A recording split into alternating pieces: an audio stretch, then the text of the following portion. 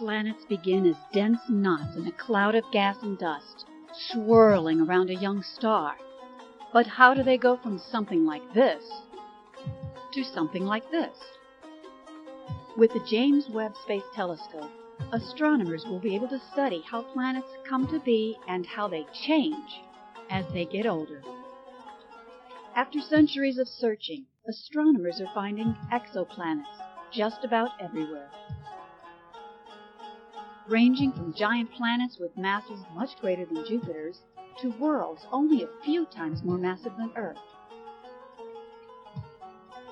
But where do the planets we know best fit into the menagerie of worlds astronomers are finding? How did our solar system come to be the way it is? Why is Earth a balmy, water-rich world? And are there others like it elsewhere in the galaxy? These are the kinds of questions astronomers will address with Webb. For planets that pass directly in front of their stars, Webb will search for chemical fingerprints, identifying atmospheric gases like water vapor, carbon dioxide, and methane that absorb specific wavelengths of the star's light. Webb will also study the dusty disks where new planets form to reveal how the chemical compositions of younger and older disks change with time, and identifying how these changes are reflected in the planets we find. Such studies will be revolutionary in their own right, and by applying Webb's capabilities closer to home, astronomers will better understand planetary systems. For example, how do our asteroids, comets, and other small bodies like Pluto relate to the objects that create the dusty disks around other stars? The Webb telescope will determine the chemical and physical properties of these bodies with unprecedented sensitivity in wavelengths, unavailable to telescopes on the ground. By learning more about the small bodies in our solar system, scientists will be able to address questions about the solar system's past and compare it to other planetary systems we find in similar phases of construction. For example, did Earth's oceans arrive by impacts with small icy bodies? If so, is the same process happening elsewhere? And can we find those locations?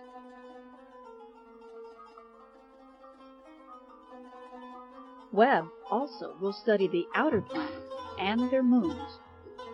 Of particular interest is Titan, the largest moon of Saturn, now being explored by NASA's Cassini spacecraft.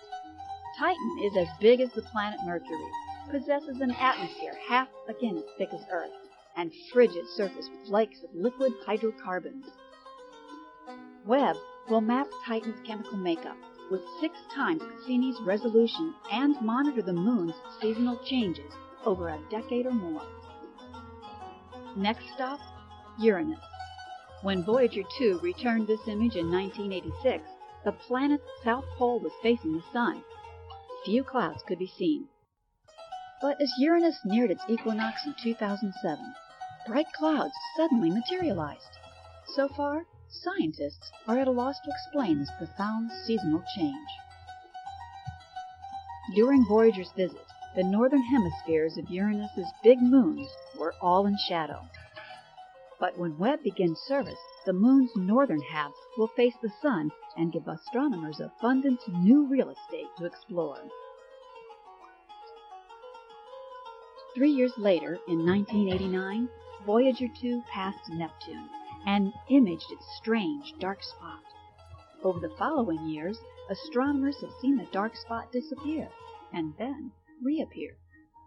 Voyager easily picked out clouds despite Neptune's greater distance from the sun. Why is weather on Uranus and Neptune so different? Neptune's big moon Triton is unusual too. Nitrogen-spewing volcanoes and other geological forces reshaped this frozen surface in ways we're just beginning to understand.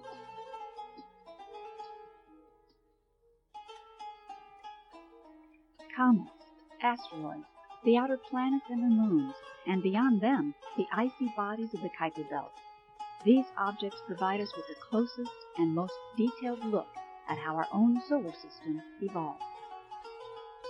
The James Webb Space Telescope makes it possible to take that understanding a step further, to probe the makeup of nearby planetary systems at comparable distances from their stars. Webb will allow astronomers to directly compare the chemical and physical properties of our outer solar system with similar zones around nearby stars.